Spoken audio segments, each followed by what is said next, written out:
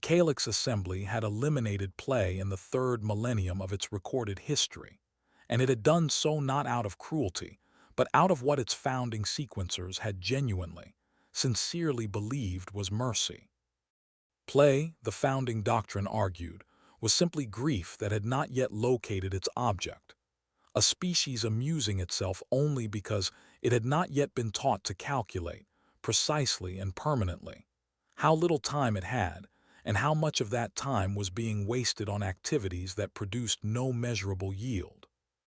The Assembly's first great cultural reform had been the closure of every arena, every game, every festival, every children's rhyme, replaced across 400 subject worlds with a single unifying principle, stamped onto every schoolroom wall in the old glyph script. Output is the only honest joy. It had worked, by the metrics the Assembly cared about.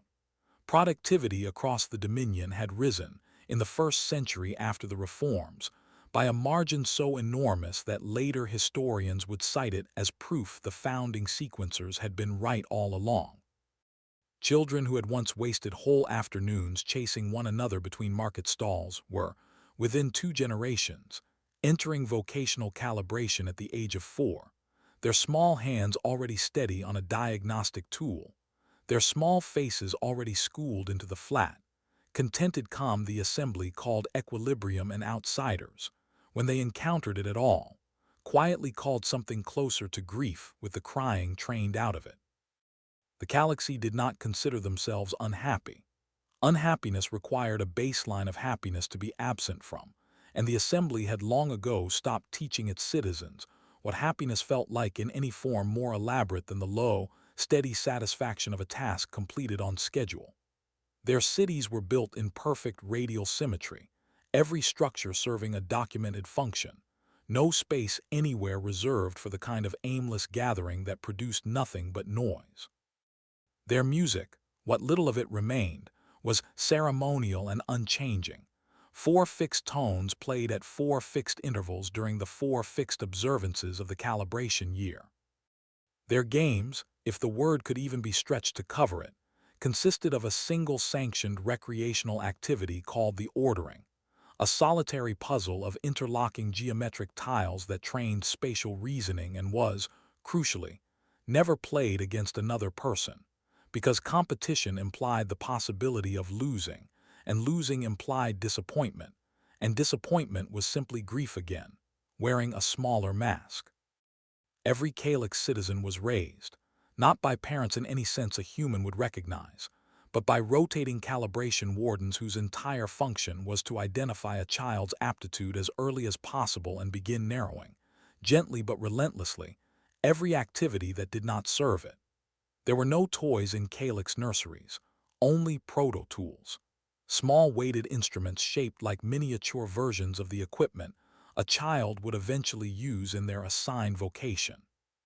There were no lullabies, because song, like laughter, was classified under the broader doctrinal heading of unproductive affect, and permitted only in its 4 ceremonial forms, performed at fixed intervals by licensed tonalists whose entire careers consisted of playing the same 4 notes at the same 4 moments for the whole of their working lives. Their cities mirrored their minds with the same brutal consistency. The Voskos gray corridors once mirrored the founding doctrine of an entirely different, equally joyless empire on the far side of the galaxy.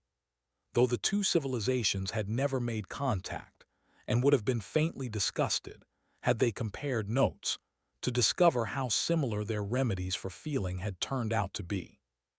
Calyx architecture ran to strict radial symmetry, every structure serving one documented function, every plaza built not for gathering but for efficient pedestrian throughput, calculated down to the half-second, between one productive location and the next. There were no parks. There were reclamation greens, patches of engineered vegetation whose sole purpose was atmospheric filtration, fenced and unentered, because grass that could not be measured for yield was, in the Assembly's founding logic, simply grief wearing a green coat. It was, by every metric the Assembly had ever devised, a staggeringly efficient civilization.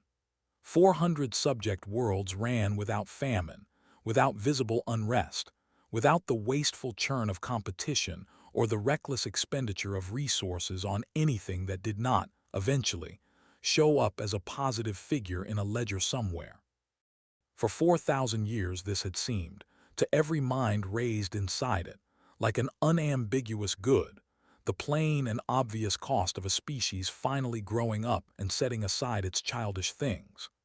Nobody in 4,000 years had thought to ask what those childish ings had actually been for, because asking would have required wondering, and wondering, like play, like song, like the ache of losing a sack race and being comforted for 90 seconds and released back into the fray fully healed, had been surgically and thoroughly bred out of the Assembly's collective inheritance long before any living Calyx citizen was decanted. So when the Assembly's long-range survey drones first flagged a small, unremarkable blue world on the galactic rim, designated, in the flat administrative shorthand of the Calyx Registry, Cluster 7 Delta, Candidate 9, as a viable resource extraction target, the initial threat assessment was almost dismissively brief. Population. Technologically primitive, socially fractured, resource allocation wildly inefficient. Recommended action. Infiltrate, assess, prepare for absorption into the Dominion's labor architecture at minimal projected resistance. Nobody on the flagship Unbroken Line, under the command of Overseer Thren Kaz Ilver, expected the assessment to take longer than a single calibration cycle. Nobody expected that the single most catastrophic security failure in the Assembly's 4,000-year history would be caused not by a weapon, not by a strategy, not by anything the Calyx threat doctrine had a category for, but by a game of tag on a patch of scrubby grass behind an elementary school in a city called Columbus, Ohio, on an unremarkable Tuesday afternoon in early autumn. Unit 4, designation Sarek Vaughn, had been selected for the initial soft assessment mission precisely because his psychological profile showed the lowest recorded curiosity index of any operative in the 7th Fleet, a trait the Assembly valued above almost any other in a field agent, since curiosity, like play, like competition, like laughter, was simply grief looking for a door to climb through. Sarek Vaughn did not wonder about things. He observed them, cataloged them, and moved on, and in 11 years of field service across 3 hostile worlds, he had never once filed a report containing a personal observation of any kind. His 3rd day on Earth's surface took him past the chain-link fence of an elementary schoolyard during the mid-afternoon recess period, a 15-minute interval his briefing materials had flagged, with characteristic Calyx dryness, as unstructured juvenile socialization, low intelligence value, minimal observation required. He had intended to walk past it in under 90 seconds. He was still standing at that fence, motionless, 40 minutes later, when the recess bell finally rang and the last child straggled reluctantly back inside. What held him was not any single child, or any single moment, but the sheer, reckless, undirected joy of the whole churning mass of them, perhaps 60 small humans, sprinting in every direction at once with no apparent objective beyond the sprinting itself, shrieking with a specific pitch of delighted terror every time the child designated it got close enough to tag a shoulder, at which point the tagged child would collapse dramatically to the pavement, laughing so hard they could not stand, before leaping back up to resume running with undiminished enthusiasm. There was no yield. There was no product. Nothing about it, by any metric the Assembly had ever devised, justified the caloric expenditure or the 15 minutes of lost instructional time. And yet Sarek Vaughn, watching a small girl with 2 missing front teeth get tagged, shriek, collapse in a fit of giggles, and immediately spring back up shouting again, do it again, with an intensity that suggested this was, without exaggeration, the single most important thing happening anywhere in the universe at that moment, found something long buried and completely unauthorized stirring behind his sternum, a warmth with no diagnostic code, an ache that was not grief at all but its precise opposite. And he understood, with the swift totality of a man discovering a door in a wall he had spent his whole life believing was solid, that his entire species had been lied to about what wasted time actually was. He did not file a report that day. He returned to the fence the next afternoon, and the next, standing a little closer each time, until on the fifth day a boy of perhaps 8 years old noticed the tall, strange, unnervingly still man watching through the chain link with an expression the boy could not quite name, and did the only thing an 8-year-old human has ever known to do when confronted with a stranger who looks like he needs it. He ran over, stuck his hand through a gap in the fence, and said, "You want to play? You can be it."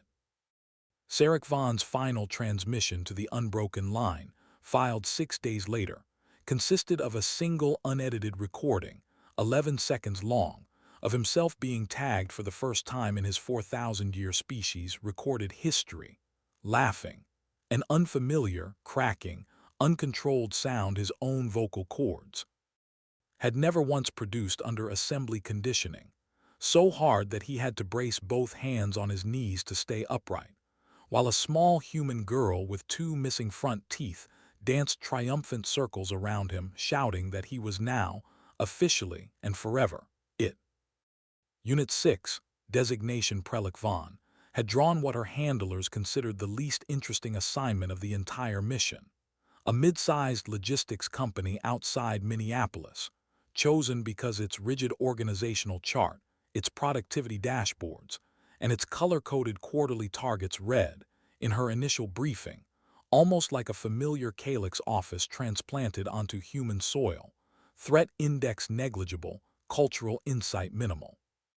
She spent her first 2 weeks embedded as a temporary contractor, observing with the flat, patient thoroughness she had brought to 11 years of field work, and filed reports so dry her supervisors back on the unbroken line used them, approvingly, as a model for other operatives to emulate. Then, on the first day of a month the humans called April, she arrived at her desk to find her stapler had been very carefully, very deliberately encased in a block of clear gelatin, and that this fact was apparently the single funniest thing that had happened to anyone in the building in weeks.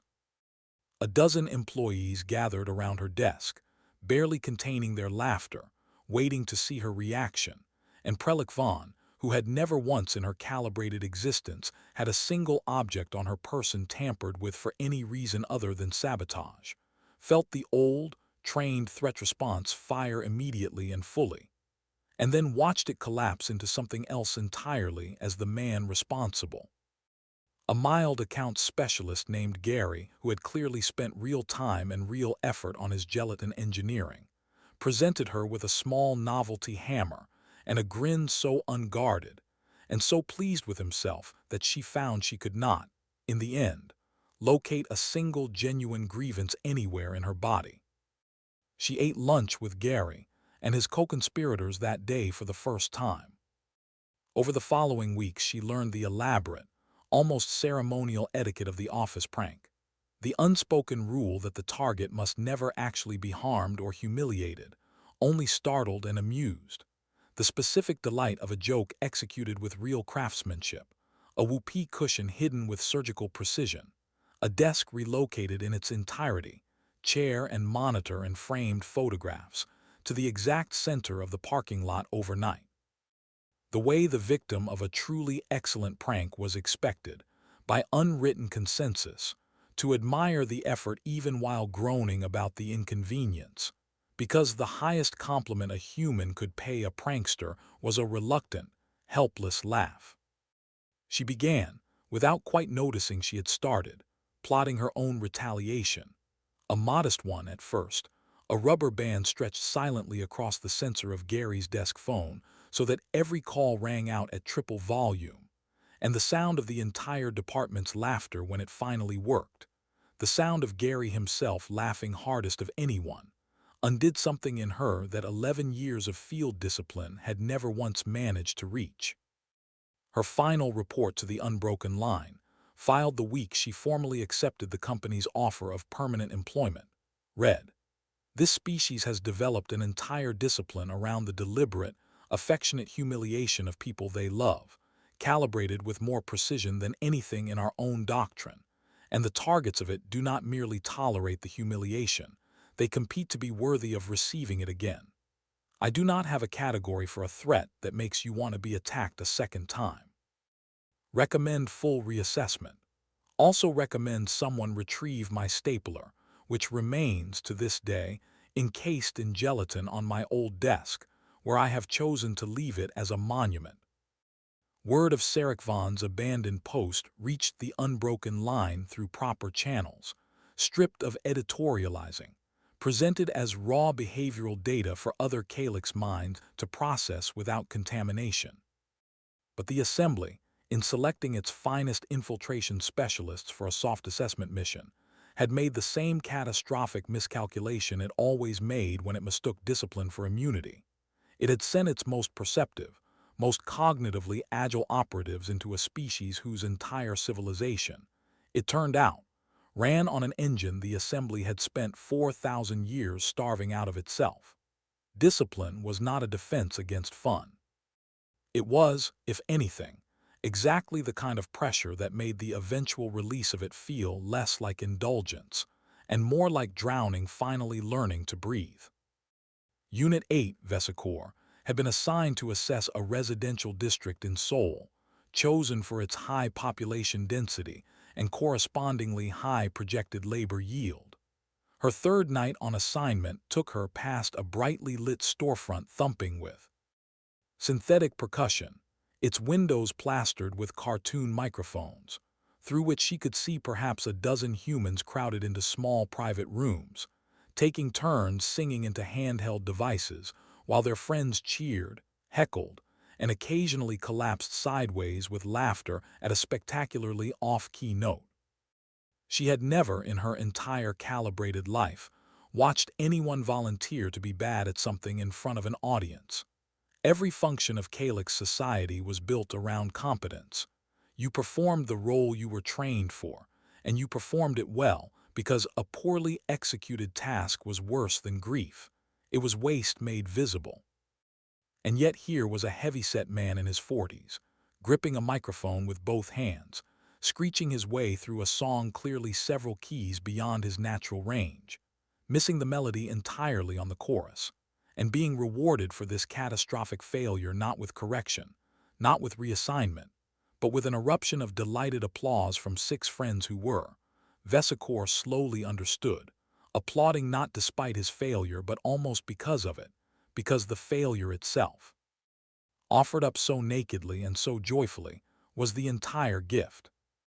She was pulled into a private room by a woman who had noticed her lingering at the window for the 3rd night running, handed a microphone, and told, in patient, broken English, that it didn't matter if she was bad, nobody good ever had this much fun. Vesicor sang for the first time in her existence that night, a wavering, cracking, entirely tuneless rendition of a pop song she had heard only twice before, and when she finished, and the room erupted in the same delighted applause the failed man had received, something in her chest that the Assembly's medical texts described only as a 4-chambered pump underwent a change no diagnostic scan back home would ever have a category for. Her final report read, in its entirety, recommend immediate reclassification of failure. It is not the opposite of competence. It is, apparently, occasionally the opposite of loneliness. Unit 13, Asuinkar, had been the mission's most decorated combat specialist, a scout so thoroughly optimized for controlled aggression that his psychological profile had originally flagged him as a risk for exactly the wrong kind of drift, not toward joy. His evaluators had worried, but toward violence he could no longer discharge through sanctioned channels. Nobody had anticipated that the outlet he would find instead was a plastic controller and a glowing screen. He landed in a small apartment in Seattle, occupied by 3 human roommates who had, over the course of a single evening, invited the strange, quiet new neighbor in for what they called just one round. A phrase Asuinkar would later understand to be one of the great, deliberate lies of human civilization, since no human anywhere had ever actually played just one round of anything.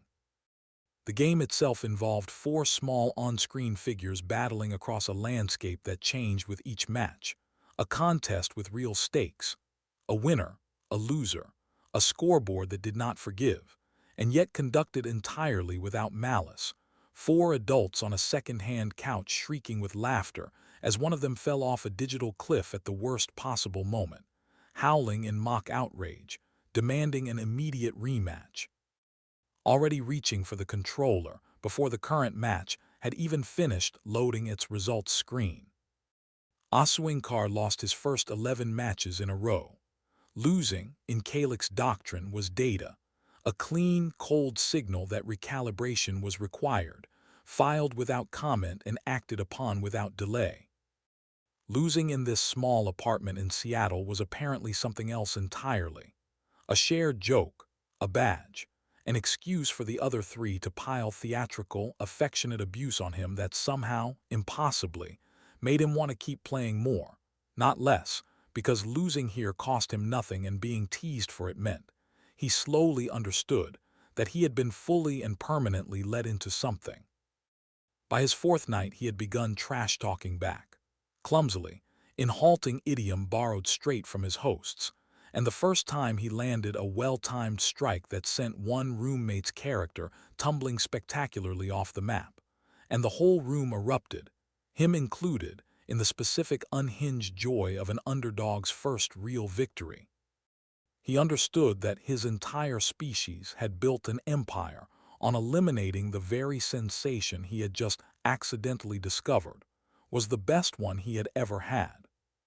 He played until 4 in the morning that night, and every night after, and his final transmission home consisted of a single sentence appended to a save file he had no intention of ever surrendering.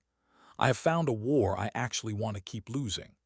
Recommend the assembly never learn this feeling exists. It will not survive contact with it, and neither, I am beginning to suspect, do I want it to. Overseer.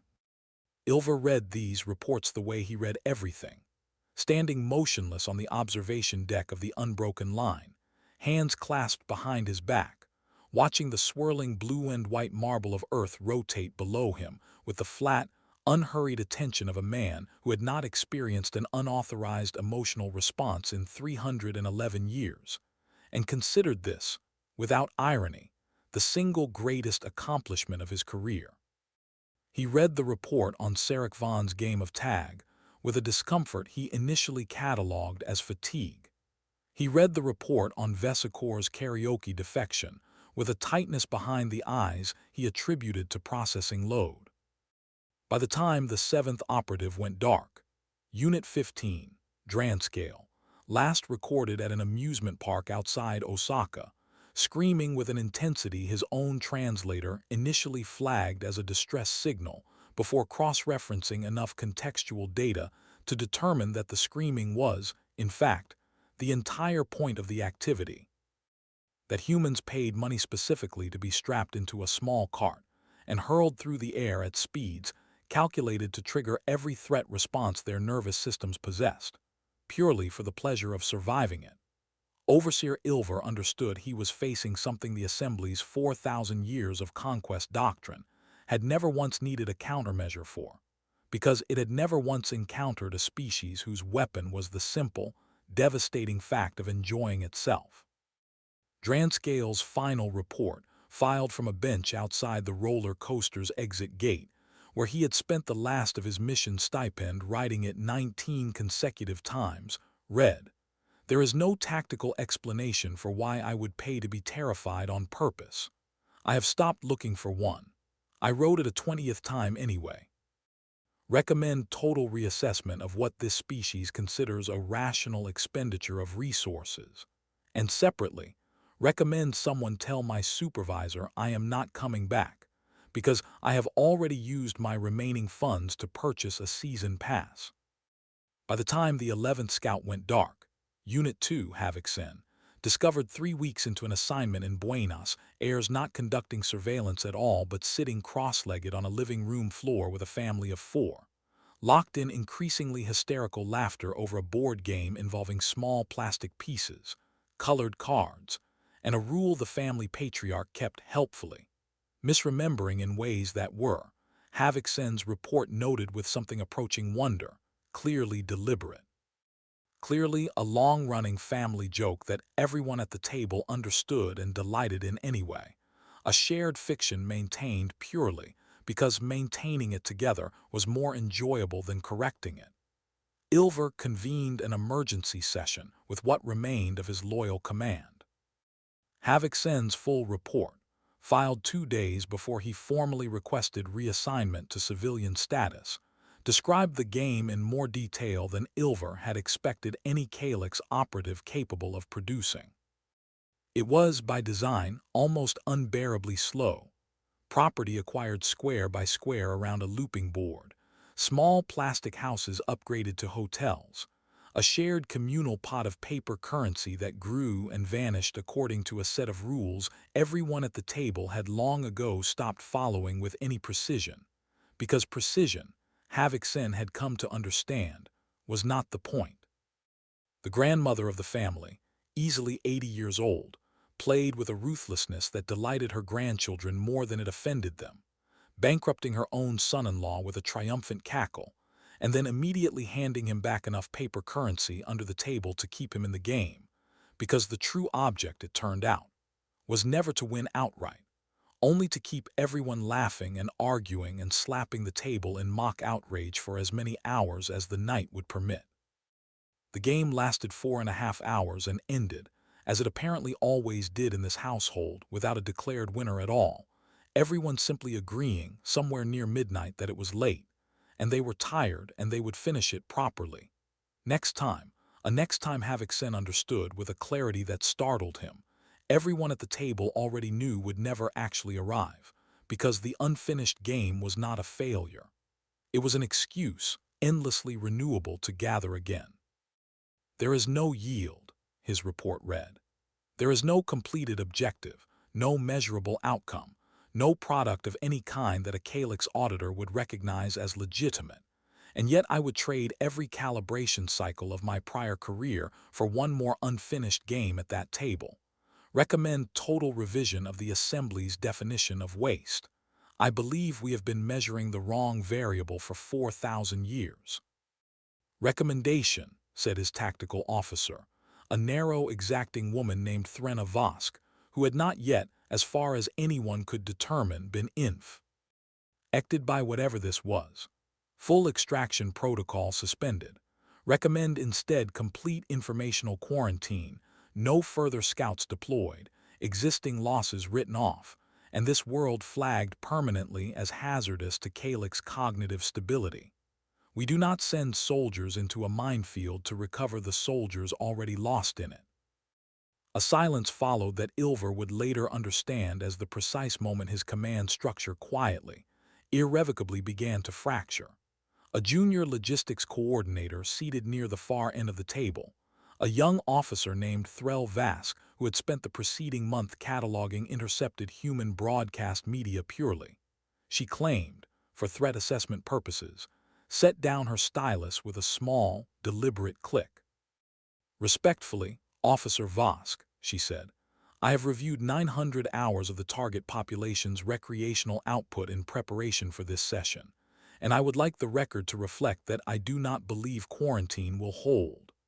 I have already found myself, on 3 separate occasions this week, humming a jingle from a human television advertisement while performing routine diagnostic work, and I do not consider myself infected. I consider myself, for the first time in my career, awake. That is precisely the danger you have just described, Vosk snapped.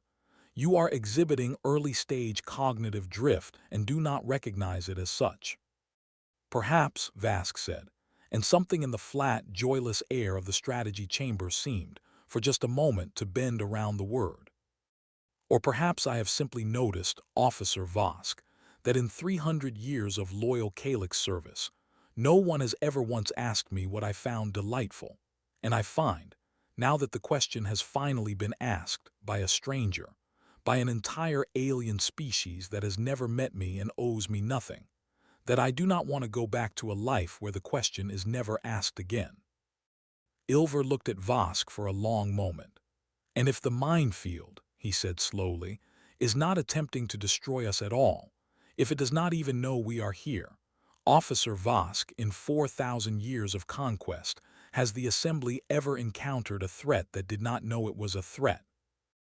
Vosk had no answer for that, because the Assembly's threat taxonomy, built across 4 millennia of careful, joyless calculation, had never once needed to build a category for an enemy that would have been, if asked, delighted to have them over for dinner. "I am going down myself," Ilver said. "I have 311 years of cognitive discipline behind me. If a child's game of tag and a badly sung pop song can dismantle 11 of my best operatives, I need to understand the mechanism before it dismantles 100 more. And I am, Officer Vosk, the last man in this fleet who is going to be undone by fun." He believed that when he said it. He would not believe it for very much longer. He landed at night, alone, cloaked, in a city the local records called Chicago, chosen because his analysts flagged it, with grim administrative irony, as a control site with unusually low reported incidences of scout defection. A single operative gone dark, in fact, whose last known signal placed him somewhere in a neighborhood called Wrigleyville, in the vicinity of a structure the humans called a ballpark. He did not go directly there.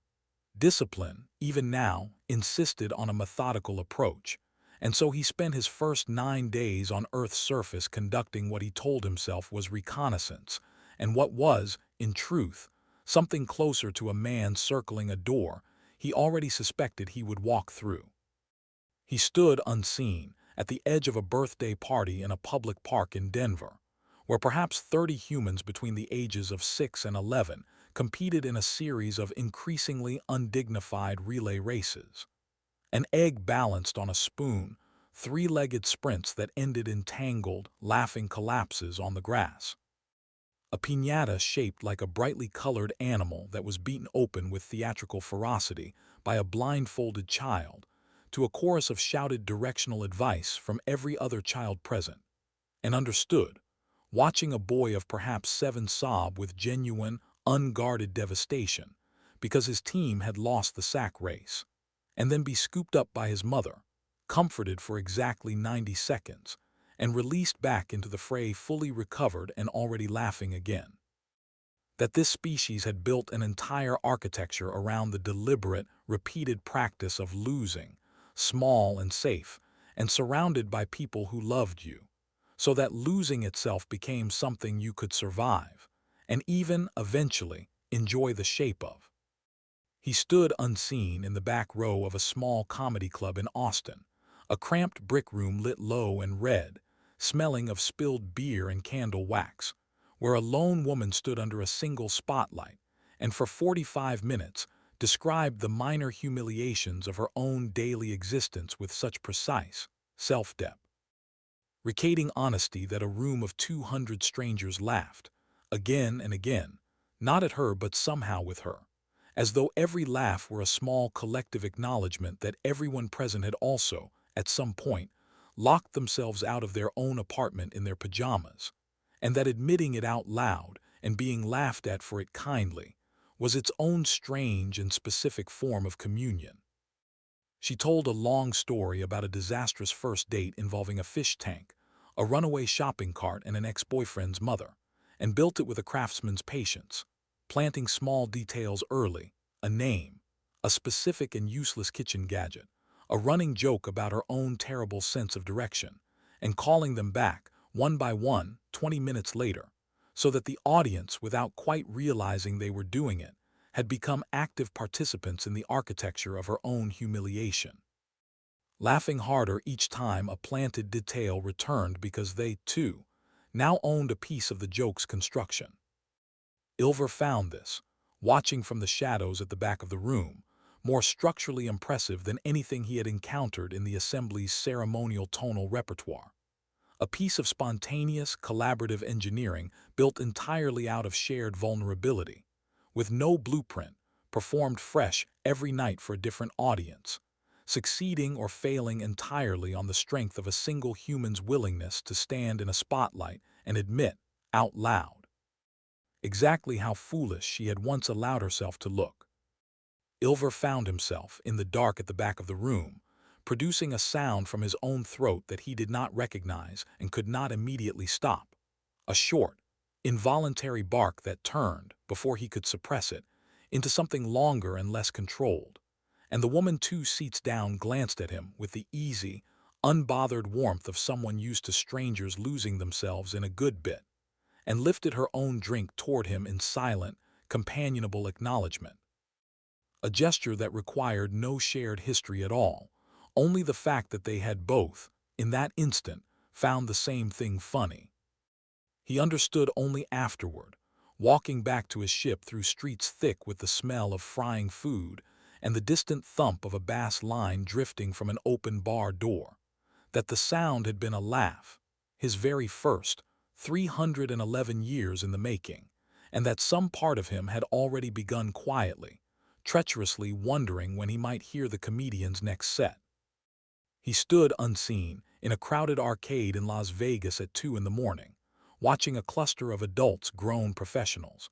By the cut of their clothes, the kind of humans his briefing materials would have flagged as high-value labor targets, feed coins into a machine, and slam their palms against oversized plastic buttons, shrieking with the exact same undignified delight as the schoolchildren behind the Columbus fence, chasing not survival, not resources, not status of any kind that Calyx doctrine would recognize as legitimate, but a small flashing number on a screen that meant, as far as he could determine, absolutely nothing at all beyond the private, glowing satisfaction of having made it go up.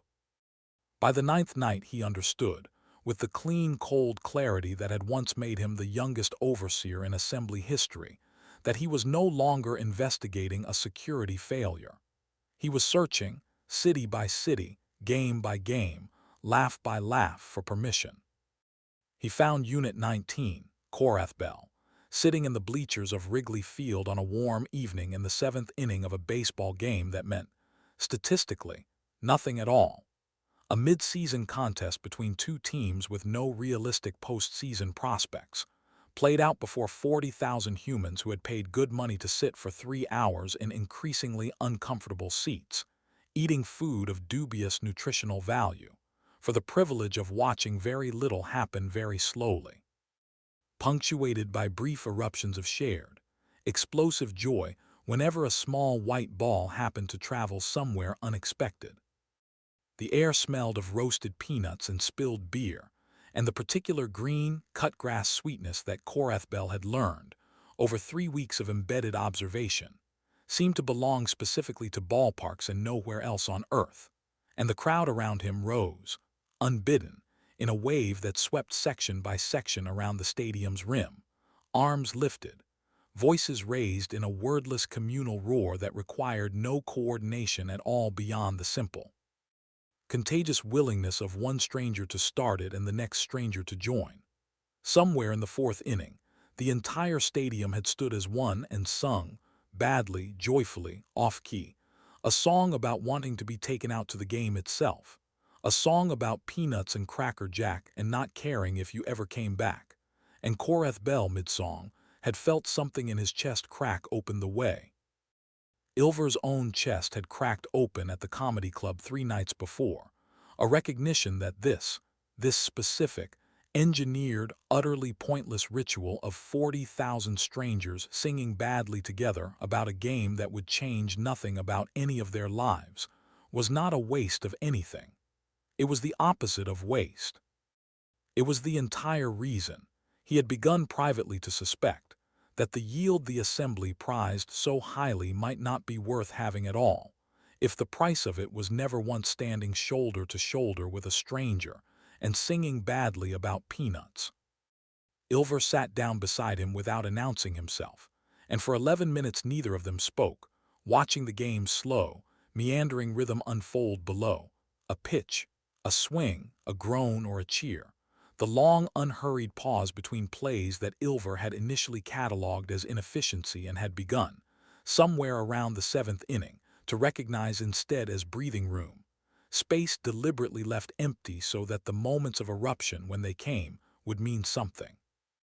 You are required to report back, Ilver finally said. I know, Korethbel said. He did not look away from the field. I filed my last report 6 days ago. Did you read it? Ilver had. It consisted of 11 words. I have found something better than being useful. I am staying. Explain it to me, Ilver said. Not the tactical summary, the actual thing. What does it feel like?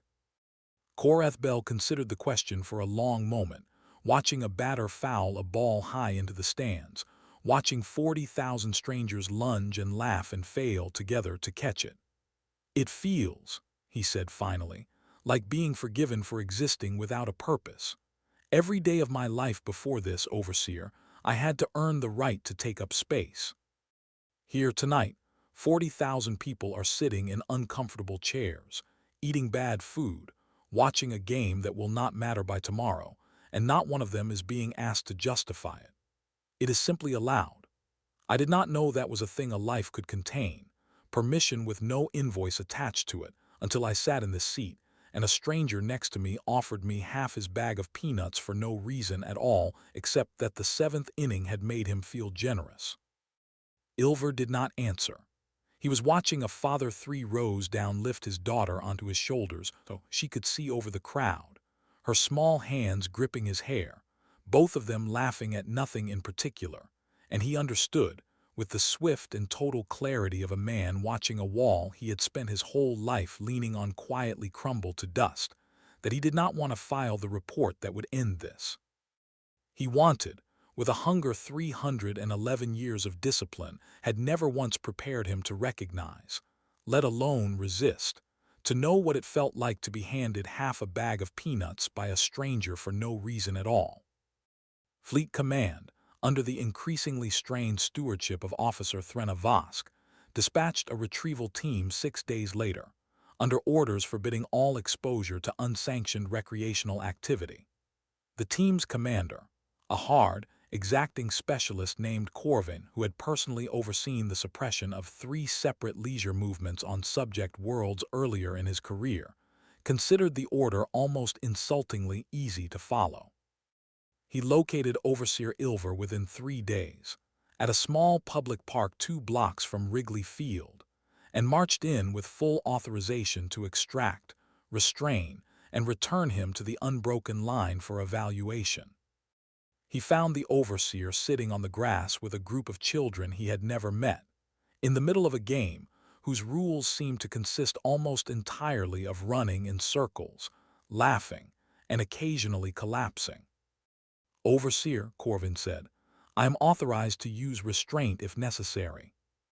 Ilver did not stand. A small girl of perhaps 6, breathless and grinning, ran past him and slapped his shoulder, shouting a single word, tag.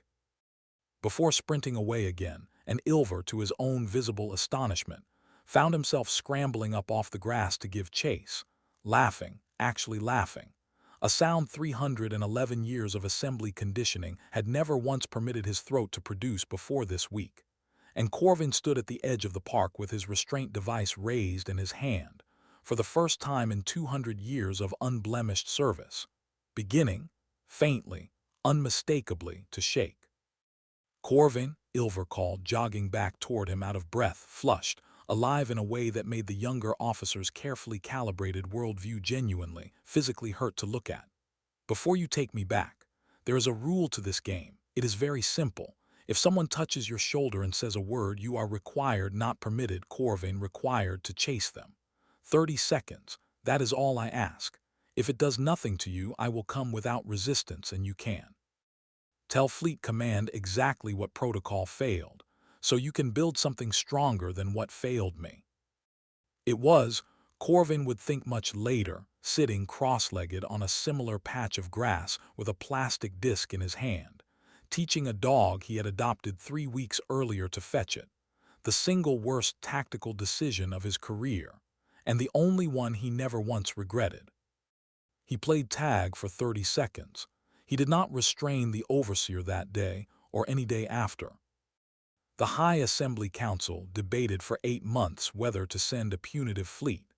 They calculated troop requirements, projected casualties, ran the numbers on full quarantine versus total informational blackout.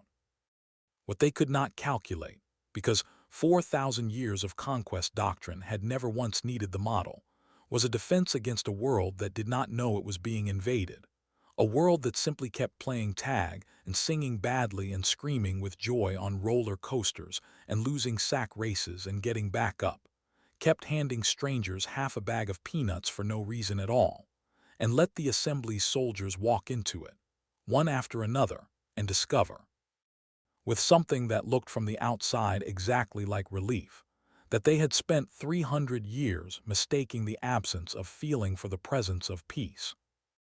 The punitive fleet was never authorized. Officer Vosk, sent 18 months later on a follow-up mission under the strictest quarantine protocol the Assembly had ever devised, no games, no music, no unsanctioned laughter, contact with the population limited strictly to essential surveillance, lasted in the end 11 days longer than anyone before her, a fact the Council briefly took as proof that discipline, properly enforced, could resist the contagion after all.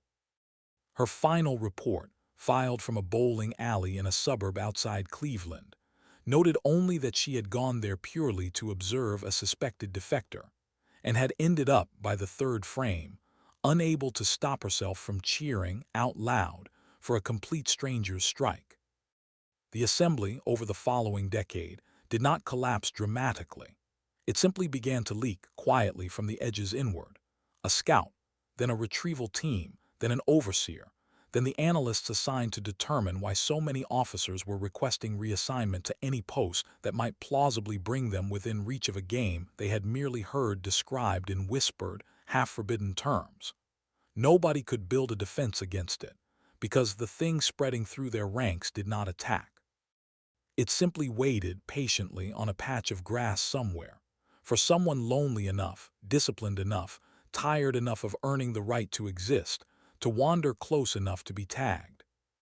On a warm evening the following spring, in a small public park 2 blocks from a ballpark that had, by then, become something like a second home to him, Threl Kaz Ilver sat on a bench with a paper cup of lemonade sweating in his hand, watching a game of pickup baseball unfold on a scrubby diamond where the bases were mismatched sweatshirts, and the outfield fence was a chain-link stretch of nothing in particular, and a boy of about 10 jogged over, breathless, and asked if the tall, quiet man wanted to play right field, because they were short a player and it wasn't any fun with uneven teams. Ilver, who had once believed, with the total conviction of 311 years of discipline, that he was the last man in his fleet who could ever be undone by something as small and pointless as a game, set down his lemonade, stood up, and said, in a voice that had learned, finally, gratefully, irreversibly, how to shake, "Yes, I would like that very much." He jogged out to right field under a sky just beginning to gold at the edges, and somewhere very far above him, an empire built on the conviction that joy without output was simply grief in disguise, was quietly, irreversibly, coming apart, not because anyone had fought it, but because it had finally met an enemy it could not calculate, quarantine, or conquer. A species that had discovered, long before the Calyx Assembly ever found them, that the surest way to survive an uncaring universe was to play in it anyway, badly, loudly together, for no reason at all except that the playing itself was the whole entire point.